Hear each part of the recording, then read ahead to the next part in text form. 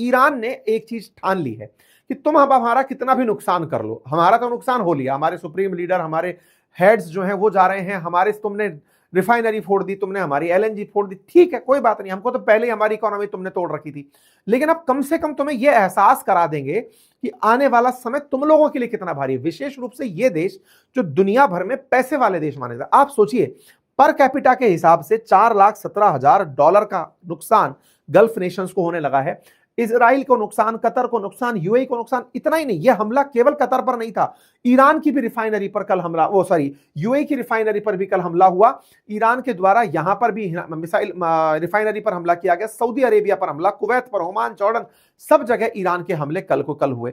ये कुछ तस्वीरें हैं जो कतर के अलावा और देशों पर हुए हमलों की हैं। आप इससे इन वीडियोस को देखकर अंदाजा लगा सकते हैं, इंटेंसिटीज को देखकर अंदाजा लगा सकते हैं कि किस लेवल के यहां पर हमले चल रहे हैं। ये वीडियोस हैं, इनका वेरीफाई करना बहुत मुश्किल है क्योंकि ये लोकल्स के द्वारा रिकॉर्ड करके दिए गए वीडियोस होते हैं, सोशल मीडिया के माध्यम से हम लोग लेकर आते हैं। लेकिन अब कुछ हो ना हो, लेकिन आप इससे एटलीस्ट ये अंदाजा लगा सकते हैं कि ये कितने भीषण तरीके से हो रहे हैं। ये सारे के सारे एरिया हैं, मजीद petrochemical complex, Shah gas field और रास लफान, इन सब जगह पर ईरान के द्वारा कल फिर हमले किए गए। फिर कतर बाहर निकल कर आया, कतर ने इसका विरोध करना शुरू किया, कतर ने कहना शुरू किया कि साहब ये गलत है, और जो ईरानी अधिकारी कतर में हैं उन्हें निकाल दिया गया कि आप जाइए, पर्सोना नॉन ग्रांटा हैं, आपको कतर में रहने का कोई हक नहीं है, आप लोग कतर में रह, मतलब ऑब्वियस ही बात है कि ईरान के जो लोग हैं उनको कतर ने बाहर निकाल दिया। लेकिन वास्तविकता ये है, ईरान के अंदर, ईरान जो ये सब कर रहा है वो केवल अमेरिका को सबक सिखाने के लिए कि देखो दुनिया वालों, आप हमें गलत मत मानो, आपको रोकना है अमेरिका को रोको,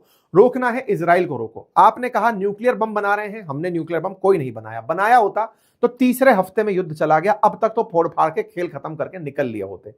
आपने कहा कि खमनेई दिक्कत है, खमनेई चले गए, उसके बाद भी युद्ध जारी है। आपने कहा कि दुनिया वालों, ईरान में खमनेई हटते ही ईरान की जनता खुद सड़कों पर आ जाएगी और वहां पर एक रेवोल्यूशन होगा और सत्ता परिवर्तन होगा, ईरान में नई सरकार बन जाएगी। कुछ नहीं हुआ। जब नहीं हुआ तो समझ लो ईरान अपने मूल्यों से बंधा हुआ ऐसे ही चलना चाहता है।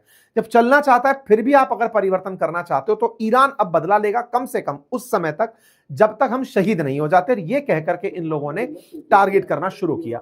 तो इस बात पर फिर सऊदी की तरफ से रिप्लाई आया कि ईरान कोई इस्लामिक देश नहीं है, अगर कोई इस्लामिक देश पर हमला कर रहा है तो इस्लामिक देश नहीं है। और होना भी कारण क्या था, इनका विरोध होने का कारण क्या था? कारण यह था कि साहब सऊदी के साथ, क्योंकि सऊदी जो है ना वो सुन्नी मुसलमानों का प्रतिनिधित्व करता है और दुनिया में मेजर जो है वो सुन्नी मुसलमान हैं, तो सुन्नियों के जितने भी प्रमुख देश हैं, कुवैत, कतर, यूएई, बहरीन, ये सब मिलकर के विरोध करने उतर आते हैं कि साहब गलत हो रहा है। विरोध तो करने आ गए, लेकिन हिम्मत किसी में ये नहीं है कहने की कि हम ईरान पर हमला कर देंगे। ईरान, सोच देखिए, अमेरिका भी बैठकर चाह यही रहा है कि पश्चिम एशिया के ये जो देश है ना, सुन्नी कंट्री, बस ये एक बार हमला करने निकल जाए।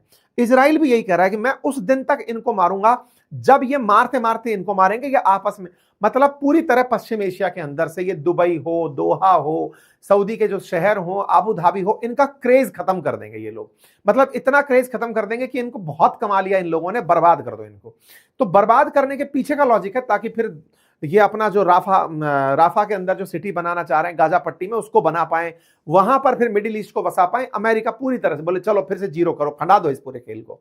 तो ये पूरा जो खेल बिगाड़ने में लगे हुए हैं, इस पूरे खेल में पश्चिम एशिया के इन देशों को इग्नाइट करना चाह रहा है अमेरिका कि तुम तो आओ हमले के अंदर, तुम क्यों नहीं आ रहे हो। तो ये बेचारे विरोध में ही लगे हुए हैं और ये फिर यूएन को लेटर लिख रहे हैं कि यूएन बचाओ हमें, हम आपको 9 बार लेटर लिख चुके हैं। यूनाइटेड नेशन सिक्योरिटी काउंसिल को 9 बार पत्र लिखा जा चुका है इन देशों द्वारा कि कुछ तो करो, रोको तो सही। तो रोकने के नाम पर निकल करके आए भाई साहब आपके ये ट्रंप, तो खैर गायब ही थे, ट्रंप का तो क्या ही कहना, इमानुएल मैक्रोन निकल करके आए और उन्होंने रास लफान पर जो हमला हुआ उसका विरोध किया कि अरे भाई गलत कर दिया ईरान ने। इस पर भाई साहब ईरान वालों ने उनको लपेट लिया कि यार तुमको दिखाई नहीं दिया, हमारे साउथ पार्स पर हमला हुआ, हमारे तेहरान रिफाइनरी पर हमला हुआ, तब तुम्हारे मुंह से कुछ नहीं निकला, और हमने जब बदला यहां पर लिया तो तुम कह रहे हो ये गलत हुआ। सबको पता है कौन किस साइड खड़ा है, आ जाओ हम सबसे निपटने के लिए तैयार हैं।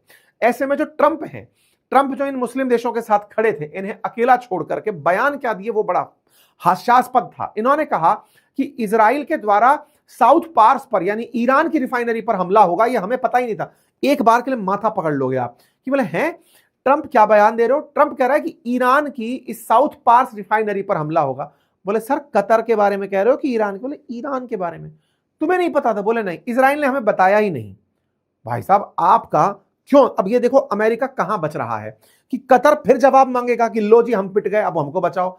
अमेरिका बचाने की स्थिति में नहीं है। अमेरिका जान चुका है कि अब ज्यादा दिक्कत करी, क्योंकि अमेरिका के अंदर भी कुछ ऐसे संदिग्ध ड्रोन उड़ते देखे गए कि वहां पर जो उनके रक्षा मंत्री हैं मार्को रूबियो, पीटर हेगसेथ, उनके घरों से परिवर्तन कराने की बात आ रही है कि उनको सुरक्षित स्थानों पर भेजो, हो सकता है वहां पर कोई ड्रोन हमला हो जाए। तो चर्चाएं चल रही हैं इस तरह की। अब क्या हो रहा है, तो इधर जो ट्रंप महोदय हैं, जो इन दुनिया के देशों से, इन सुन्नी देशों से जहाज ले जाते हैं, कभी करोड़ों रुपए ले जाते हैं, ये बयान में ये कह जाते हैं कि मुझे तो पता ही नहीं था ये क्या हो रहा है।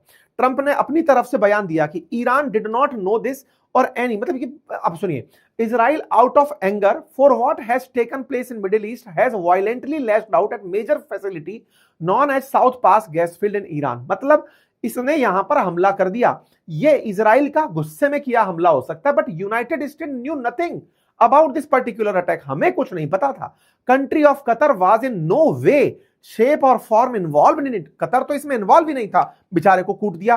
Unfortunately Iran did not know this or any other pertinent fact pertaining of the South Pars attack.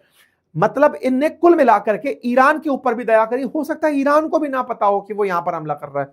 भाई साहब, इनका इनोसेंस देख करके लोगों को हंसी आ गई कि साहब आप कम से कम चुप रहो, आप ये मत बोलो कि आपको नहीं पता था।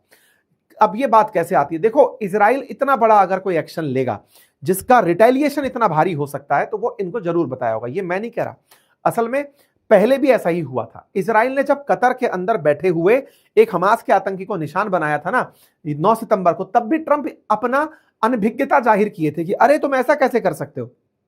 बाद में ये सारे लोग सितंबर में मुस्लिम देश पहुंच गए थे अमेरिका के पास सितंबर 24 को, तब ट्रंप ने इनको माफी बुलवाई थी कि नेतन्याहू माफी बोलो इसके कतर के आमिर से, तो ये माफी बोल दिए थे।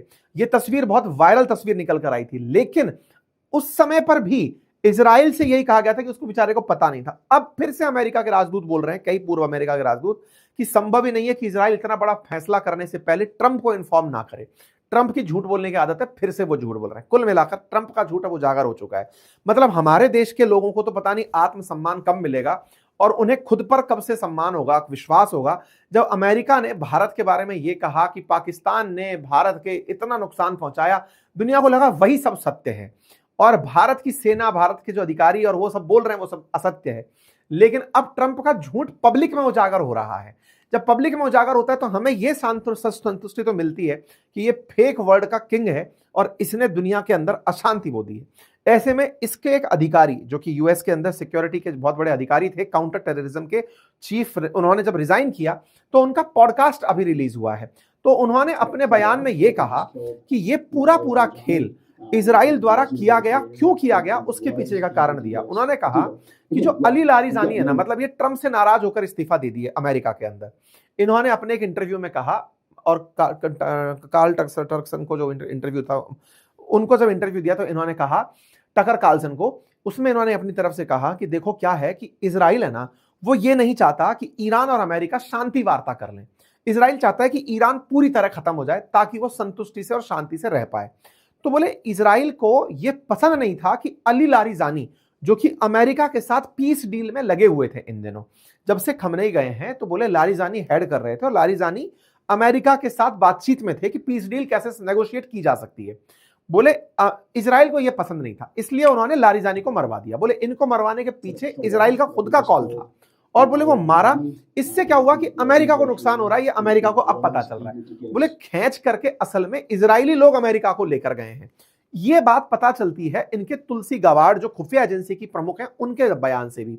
उन्होंने भी एक बयान दिया कि ईरान ने, जब पिछली बार अमेरिका ने हमला किया था ना ईरान पर 2025 में, जब न्यूक्लियर फैसिलिटी को नुकसान पहुंचाया था, बोले तब से ईरान ने न्यूक्लियर एनरिचमेंट प्रोग्राम में कोई बड़ी तरक्की नहीं करी, उन्होंने वो कार्यक्रम वहीं रोक दिया।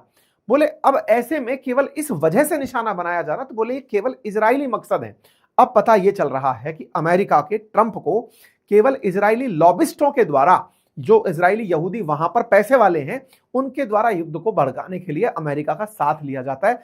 खेल तो असल में नेतन्याहू खेल रहे हैं या इजराइल खेल रहा है अपने दुश्मनों को पूरी तरह से पश्चिम एशिया में से साफ करने के लिए, एक एक करके निशाना बनाकर मार्क करते चले जा रहे हैं। कुल मिलाकर इतना ही चल रहा है साहब।